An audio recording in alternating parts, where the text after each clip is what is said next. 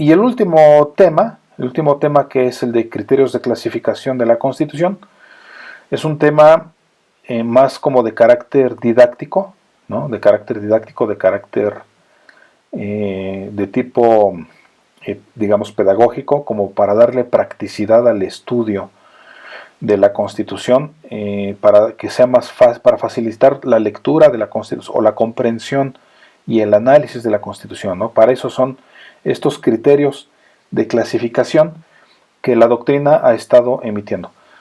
Y tenemos, por ejemplo, en primer término, clasificar significa ordenar o disponer por clases. Efectivamente es una ordenación, o una clasificación, se establecen ciertas clases de Constitución, y la primera clase de la Constitución es la Constitución escrita. Ajá.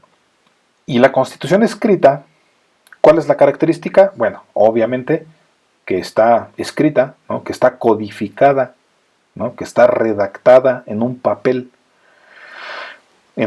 o en un documento, ¿no? Cuando vean ustedes su materia de Teoría General del Proceso, van a ver que un documento no es exclusivamente una hoja de papel, como pudiera comúnmente pensarse, ¿no? Sino que un documento es cualquier elemento que contenga información, ese es un documento, ¿no? Entonces un documento puede ser una piedra, por ejemplo. Si en una piedra tenemos información, ese es un documento, por ejemplo, ¿no? Pero claro, los documentos más utilizados son los de papel, ¿no? Las hojas de papel.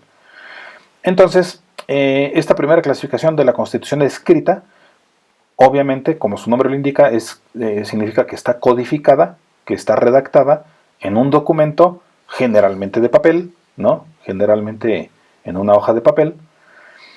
Pero aparte de esa característica que es obvia, aparte de esa, está esta otra característica, que es aquella Constitución elaborada porque el constituyente que recibió el mandato del pueblo para elaborar la Constitución lo hizo por ese mandato. Ajá. ¿Qué significa esto? Que hubo en un momento dado, en un momento histórico dado, un pueblo o un grupo de personas, ¿no? Una sociedad o una comunidad, en un momento histórico dado, esa comunidad que estaba asentada en un determinado territorio, tuvo la intención de erigir un estado, y para erigir un estado les hacía falta otro elemento, otro de los tres elementos del estado, que es el gobierno, ¿no? Y para eso tuvo necesidad de elaborar una constitución, para que esa constitución organizara el gobierno, ya saben, en la parte orgánica, ¿no? Ya lo dijimos, organizara el gobierno, ¿no? Entonces ese pueblo ya, habiendo tomado la determinación de llevar a cabo y de erigir un estado y un gobierno a través de una constitución, le encarga a un grupo de personas que elabore la Constitución. Y este grupo de personas, cada una de las personas que elaboran la Constitución, que redactan la Constitución, se les llama constituyente. Se le llama constituyente, ¿no? Entonces, este grupo de personas le encargan a otro grupo mucho más pequeño de personas que redacten la Constitución, y este grupo pequeño de personas se les llaman constituyentes, o se erigen en un órgano constituyente. Ajá, que en esencia es un poder constituyente, Y esto es así porque obviamente el grupo social o el pueblo, imagínense lo complicado que sería que todo el pueblo o todo el sector social redactara la Constitución, ¿no? Imagínense, sería complicado. Imagínense los 2 millones o los 5 millones de personas que integran el pueblo. A ver, todos vamos a redactar la Constitución. Imagínense, sería imposible, ¿no? Sería imposible. Entonces, como es imposible, le encargan a un grupo más pequeño, a un grupo de 10, 20, 30, 100 personas, elaborar o redactar la Constitución, ¿no? Entonces, ¿cuál es el producto de este fenómeno constituyente? El producto es una Constitución codificada en un documento, ¿no? Que puede ser de papel, ya dijimos, que generalmente es de papel. Ajá. Y esta es la característica más importante de esta Constitución escrita. ¿Cuál es el beneficio de una Constitución escrita? Que otorga seguridad jurídica. Otorga seguridad jurídica. ¿Por qué otorga seguridad jurídica? Porque una Constitución escrita no se nos va a olvidar, porque está escrito. Si se nos olvida qué dice el artículo 5, pues la abro, lo leo de nuevo, ya me acordé, ¿no? En cambio, las constituciones o las leyes en general que no son escritas, tendemos a olvidar qué es lo que contienen, ¿no? A las palabras se las lleva el viento, dicen. Y por eso es muy importante que todos aquellos actos jurídicos que llevemos a cabo los hagamos por escrito, porque se nos puede olvidar, ¿no? Y de pronto podemos distorsionar. No, yo no dije eso, yo no quedé en eso, ¿no? No, yo no dije eso, yo jamás me comprometí a eso. Entonces, si fue un contrato o un pacto verbal, es muy difícil que haya seguridad jurídica, porque entonces todo el mundo vamos a poder distorsionar. No, yo no me acuerdo. Yo de lo que me acuerdo es que no es que te iba yo a pagar 1,000 pesos. Yo me acuerdo que te tenía que pagar 500, nada más.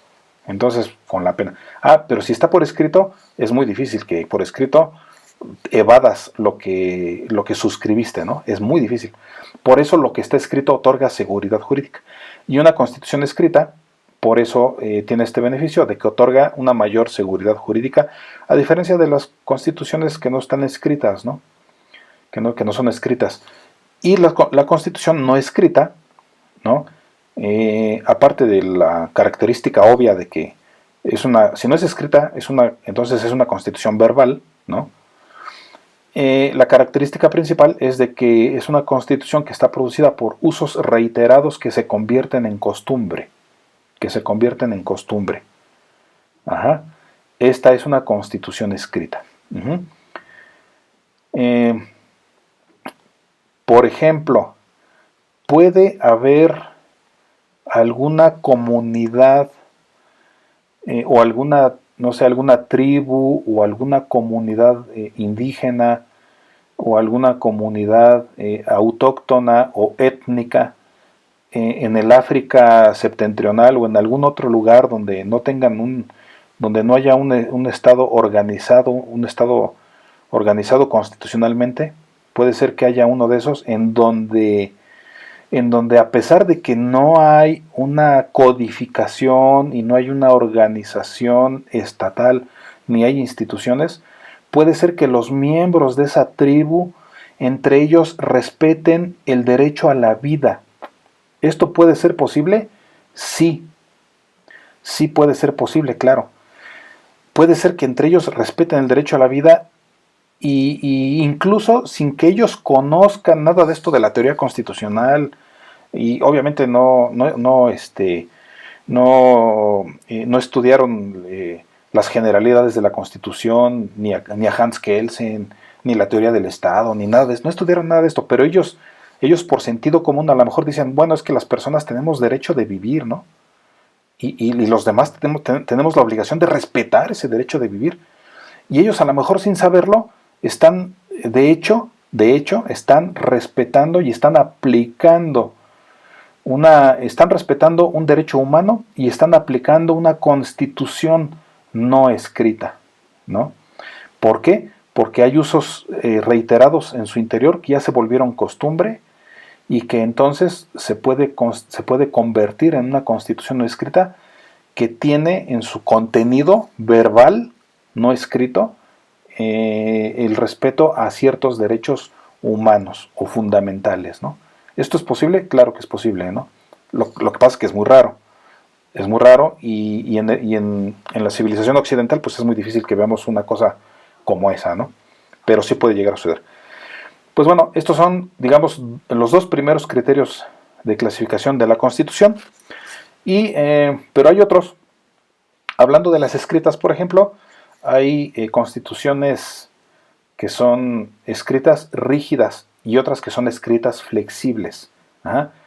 Esta clasificación va en razón de la facilidad con la que puede ser reformada la Constitución. en razón de la facilidad con la que puede ser reformada la Constitución. Dependiendo de qué tan fácil pueda ser reformada la Constitución, dependiendo de eso podemos nosotros decir si es una Constitución rígida o es una Constitución flexible. Y la regla es que si es difícil y complicado modificar la Constitución, entonces es una Constitución rígida. Si es muy fácil modificarla y reformarla, es una Constitución flexible. Ajá. ¿En dónde encontramos esta facilidad? La encontramos en que, por ejemplo, las constituciones rígidas tienen para reformarlas, tienen un procedimiento especial y se tiene que hacer a través de un órgano específico, o sea, no cualquiera. A diferencia de las flexibles que pueden reformarse a través de un medio legislativo ordinario, o sea, a través del proceso legislativo que se utiliza para crear las leyes secundarias. A través de ese proceso legislativo, que es el que ya todos ustedes saben, es el que empieza con la iniciativa y termina con la iniciativa o la discusión, la aprobación, pero de la aprobación de la Cámara de Origen se manda a la Cámara que sigue para que lo discuta y luego la que lo recibió no le gustó y lo regresa a la Cámara de Origen y luego la Cámara de Origen lo vuelve a analizar y ya saben, todo ese rollo, ¿no? Y entonces va para allá y para acá y cuando finalmente ya termina ya se acepta o ya se aprueba la ley o la reforma, entonces ya se pasa al Ejecutivo para que haga uso de su derecho de veto o si no quiere vetarla, pues para que la sancione y luego la mande publicar y luego se ponga en vigencia, ¿no? Y se publique en el órgano de publicación que sea y se ponga en vigencia, ¿no? Este es un procedimiento, digamos, ordinario legislativo. Hay constituciones en el mundo que utilizan o que por medio de este proceso legislativo ordinario se pueden modificar. Como este es un proceso legislativo fácil, claro, entre comillas, porque tampoco no está tan fácil, porque hay un procedimiento bastante extenso y bastante detallado, pero en comparación con el procedimiento especial es fácil. Aquellas constituciones que pueden modificarse con este procedimiento sencillo o fácil son constituciones flexibles. Mientras que las que requieren de un procedimiento especial y de un órgano específico para su reforma son constituciones de carácter rígido. Ajá. Adelante, José Juan. Sí.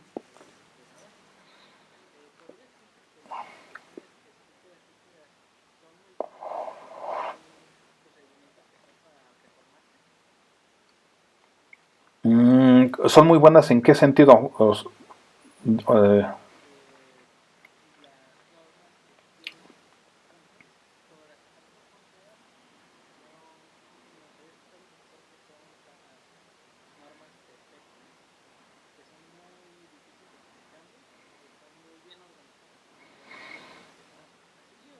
uh-huh.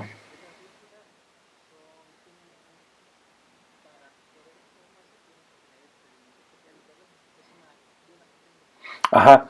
Sí, las normas perfectas de acuerdo con la... voy a bajar aquí la mano. De acuerdo con de acuerdo con la doctrina, de acuerdo con la teoría, las normas perfectas son aquellas que contienen todos los elementos de una norma. ¿Cuáles son todos los elementos que debe tener una norma? Fíjense. Una norma jurídica debe contener, primero, un derecho, ajá, debe contener un derecho, debe de especificar un derecho o una obligación, cualquiera de las dos deben estar contenidas. Pero no solamente eso, no solamente basta con que haya un derecho establecido, no basta con eso. Si en nuestro sistema jurídico solamente encontramos el establecimiento de puros derechos, a esto le falta algo, ¿no? Esto está incompleto, esto está imperfecto. ¿Por qué? Porque el solo derecho no nos ayuda en nada. Podemos infringir ese derecho y luego, ¿y qué pasa? ¿No? Nada. Entonces, ¿qué es lo que necesita? Para este derecho necesitamos establecer las sanciones en caso de incumplimiento de este derecho o de esta obligación. Ajá, las sanciones. Ya llevamos dos elementos, el derecho y la sanción. Pero aún así no es suficiente porque vamos a suponer que tengamos el derecho y tenemos la sanción. Yo lo infrinjo, está la sanción y luego, no, ¿qué hace falta? Nos hace falta un tercer elemento, que es el órgano que nos va a aplicar esa sanción por incumplimiento de este derecho. Ajá. Y entonces, habiendo este órgano que nos va a aplicar esa sanción por incumplimiento de ese derecho, ya la norma se va perfeccionando. Ajá. Pero aún así la norma sigue siendo imperfecta. ¿Por qué? ¿Qué le falta? ¿Qué le falta? Porque puede ser que yo infrinja ese derecho y aunque haya una sanción y esté el órgano que aplica la sanción y luego le hace falta otra cosita, le hace falta el procedimiento a través del cual este órgano va a aplicar la sanción al incumplimiento de este derecho o esta obligación. Ajá. Y con todos estos elementos ya tenemos entonces una norma perfecta. Una norma perfecta.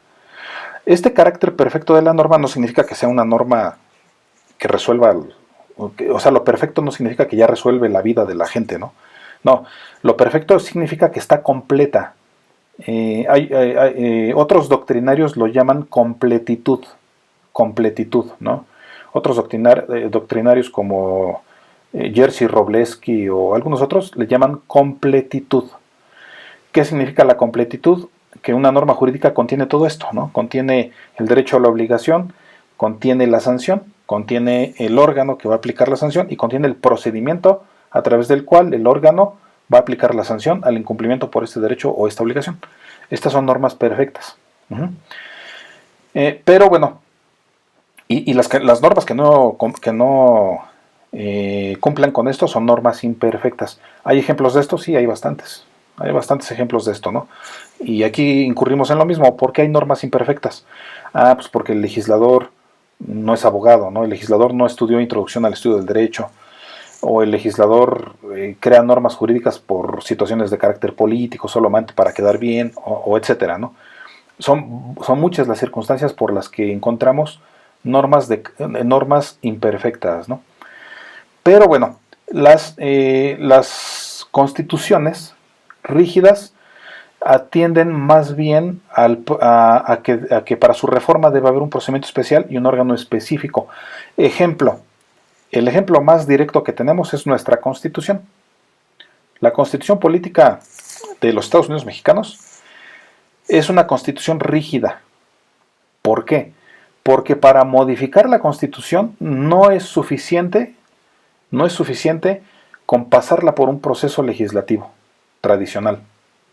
No. Necesitamos pasarla por un procedimiento especial que se llama procedimiento constituyente. Ajá.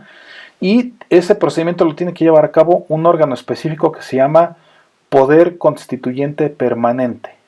Poder Constituyente Permanente. Estos dos, tanto el procedimiento como el órgano, son los únicos medios por los cuales la Constitución mexicana puede reformarse. Lo cual, y además este órgano es difícil, quiero decir, es un órgano más complicado. ¿Por qué? Porque se integra con el Congreso de la Unión, o sea, con la Cámara de Diputados, con la Cámara de Senadores, y además se integra con las legislaturas de los estados. Cuando se integran todos estos, entonces se integra un órgano que se llama Poder Constituyente Permanente y puede reformar la Constitución. Ajá. Este es un tema que vamos a ver, ahorita solamente lo estoy contextualizando, es un tema que vamos a ver más adelante en el apartado respectivo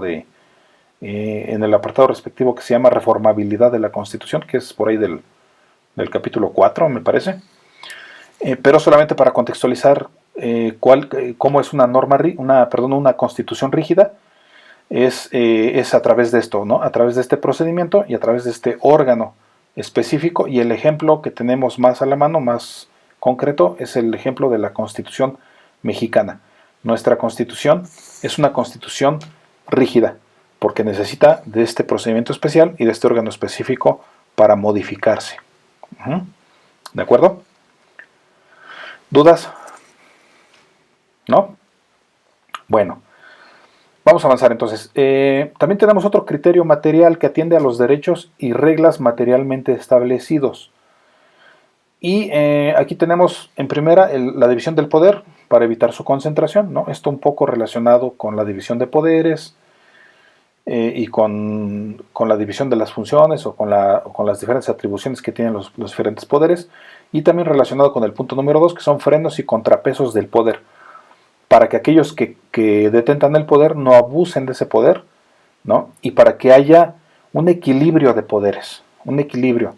Ajá. El ejecutivo equilibra al legislativo, el legislativo equilibra al ejecutivo, y el ejecutivo al judicial, y así sucesivamente entre esos tres poderes, ¿no? ¿Qué significa que se equilibra?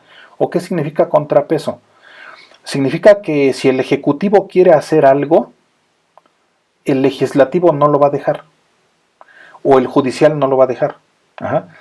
Si el judicial quiere hacer algo, quiere abusar de algo, el legislativo no lo va a dejar, o el ejecutivo no lo va a dejar. Y entre ellos tres se equilibran, entre ellos tres fungen como contrapesos. Ajá. Fungen como contrapesos, ¿no? En México casi no sucede porque en México tenemos un régimen presidencialista. ¿Qué significa un régimen presidencialista? Significa que el presidente, más allá de las atribuciones constitucionales que tiene conferidas, tiene materialmente otras atribuciones, materialmente. ¿Ah? Y por eso es un poder, el poder ejecutivo mexicano, en su carácter presidencialista, es un poder bastante amplio, bastante amplio. Ajá. Pero México, para esto, México no es un ejemplo muy adecuado. Un ejemplo adecuado de esto podría ser Estados Unidos, ¿no? Prácticamente Estados Unidos va a ser ejemplo va a ser, lo voy a utilizar de ejemplo por varias razones, lo vamos a ir viendo a lo largo a lo largo de la clase. En este caso también es ejemplo porque el presidencialismo norteamericano o el ejecutivo norteamericano es un ejemplo de presidencialismo pero controlado, ajá, controlado. ¿Quién controla al Ejecutivo Federal en Estados Unidos? Lo controla el Congreso de la Unión y lo controla el Poder Judicial. Lo controla, y el Poder Judicial y el Poder Legislativo o el Congreso de la Unión estadounidense llevan a cabo sus funciones constitucionalmente establecidas para equilibrar el poder del Ejecutivo Federal. Ajá. En México formalmente también está establecido eso. Sin embargo, los hechos históricos los hechos históricos y la realidad política en México es un tanto diferente, ¿no? Sobre todo más anteriormente con los regímenes priistas, por ejemplo, este presidencialismo se vio más acentuado, ¿no? Independientemente de que formalmente hablando la Constitución sí establece frenos y contrapesos del poder. Ajá, sí los establece, aunque en la realidad no eran adecuadamente utilizados, como en el ejemplo de Estados Unidos, ¿no? De Estados Unidos, ¿no? Ustedes recordarán, por ejemplo, alguna situación en la que el presidente estadounidense Donald Trump ha querido en varias ocasiones ha querido realizar ciertos actos y el Congreso no lo deja, no lo deja. Por supuesto, porque en Estados Unidos sí funciona el sistema de frenos y contrapesos, sí funciona de manera eficiente, ¿no? Bueno, ¿comentarios? No. Y un tercer punto es un instrumento para evitar la revolución, en donde se establece una reforma normada. Y bien, efectivamente nuestra Constitución, por ejemplo, en uno de los últimos artículos, se habla de que la propia Constitución puede ser modificada o reformada a través de ese procedimiento especial y ese órgano especial, pero para evitar la revolución, incluso nuestra misma Constitución dice que en caso de revolución, palabras más, palabras menos, dice que en caso de haber una revolución que derroque a la Constitución, inmediatamente después de que la revolución termine, la Constitución cobrará vigencia nuevamente, ¿no? Esta es una cláusula ahí interesante que se incluye en la Constitución, que es con la finalidad de evitar la revolución o con la finalidad de que prevalezca la Constitución. Esto lo vamos a ver más adelante cuando veamos el tema de la irreformabilidad de los principios constitucionales, ¿no? Lo vamos a ver más adelante. ¿Comentarios? ¿No? Otro criterio de clasificación es por la forma en que surge la Constitución. Por ejemplo, puede ser una Constitución otorgada por una Asamblea Constituyente. Ya dijimos el ejemplo, la Asamblea Constituyente, que es el grupo de personas que se reúnen para redactar la Constitución. ¿no? El ejemplo mexicano sería el constituyente de 1917, que en realidad el constituyente del 17 se reunió desde antes, desde el 16, ¿no? Meses antes se reunió, se reunieron, discutieron, redactaron la constitución y finalmente la pusieron en vigencia, ¿no? Este es un ejemplo de constitución otorgada. Una constitución impuesta que puede ser después de un movimiento revolucionario, ¿no? También tenemos como ejemplo la mexicana, porque nuestra constitución es producto de la Revolución Mexicana, de la Revolución de 1910. Y en este ejemplo, la constitución nueva elimina a la constitución anterior. En el caso mexicano, la constitución de 1857, que era la que estaba vigente en 1910 cuando cuando la revolución empezó, esta constitución fue derogada con la constitución de 17. Esto es un ejemplo de constitución impuesta porque surge después de un movimiento revolucionario, ¿no? Después, por un acto de soberanía, en donde el soberano voluntariamente renuncia a su autoridad. Ajá.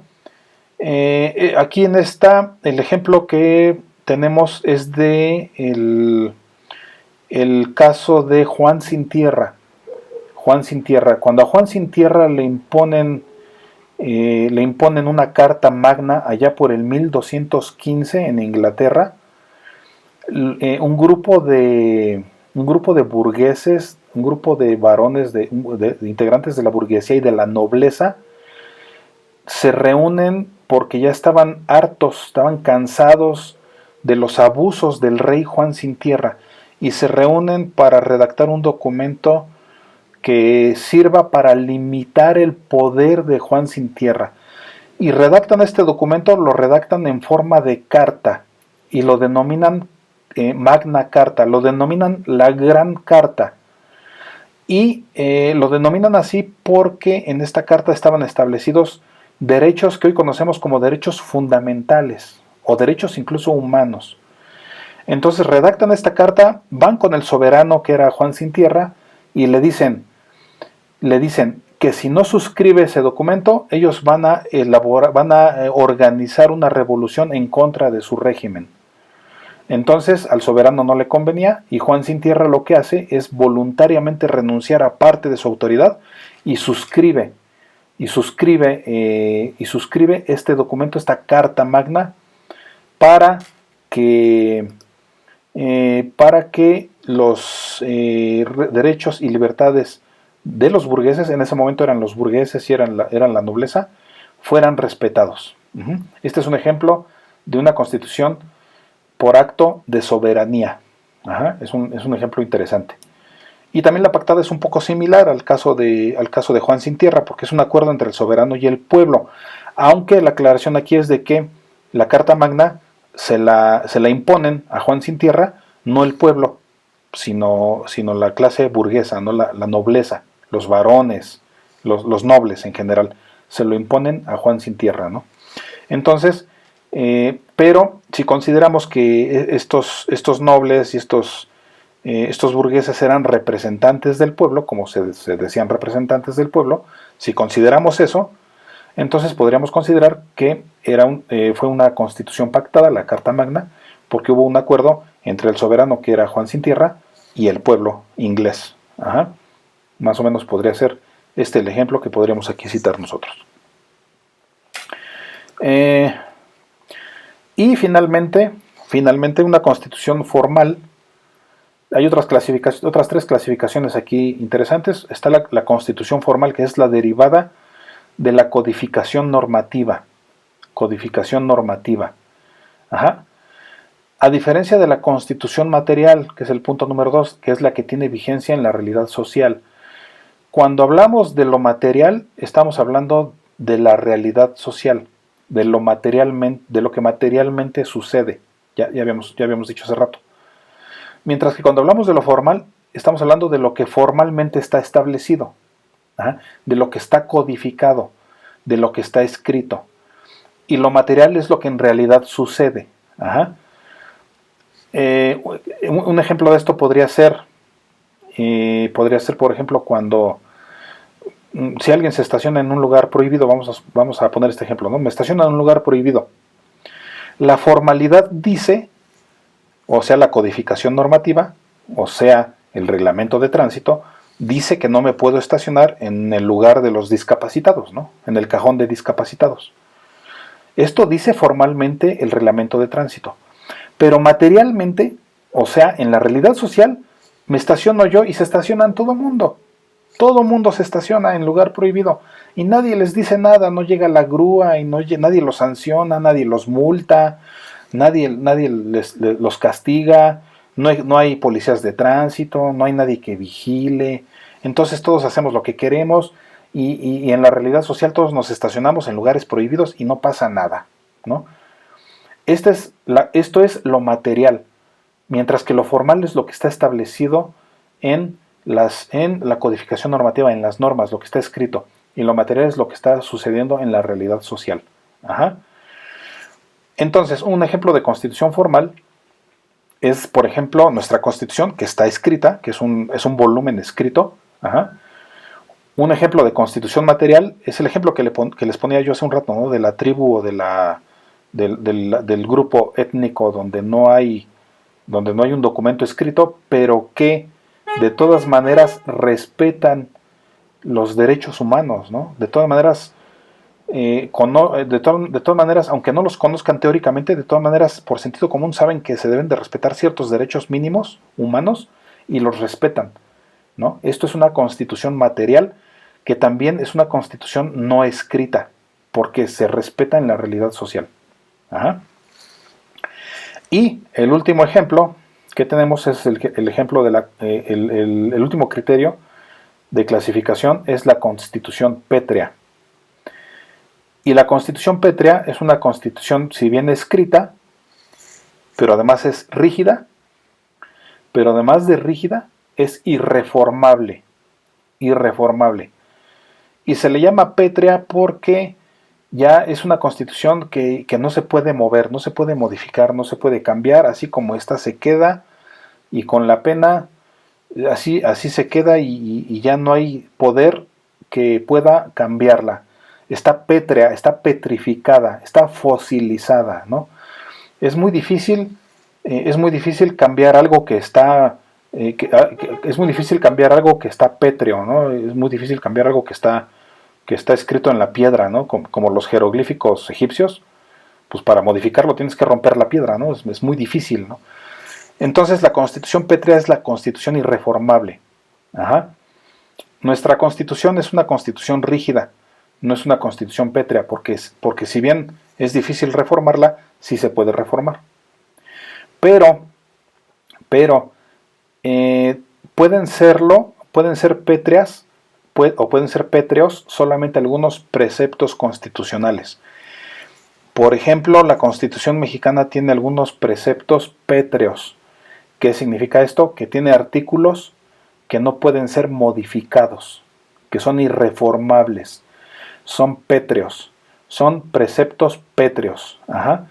Son la Constitución tiene algunos preceptos así, pero solamente son algunos artículos, no es toda la Constitución. Algunos artículos no pueden ser modificados, por eso se les considera como preceptos pétreos.